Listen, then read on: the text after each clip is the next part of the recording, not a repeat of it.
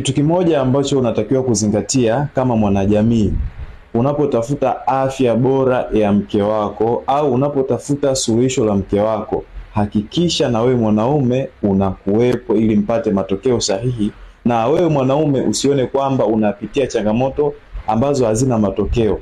Matokeo yanaanza na nyinyi wote wawili nyumbani. Mkichukua hatua ndipo na tiba zinafanya kazi. Kuweza kutatua tatizo nililokuwa nalo mimi na mke wangu. Nilikuwa na kipindi cha miaka 2 katika ndoa. Kwa kipindi chote hicho tulikuwa tukihangaika kutafuta mtoto.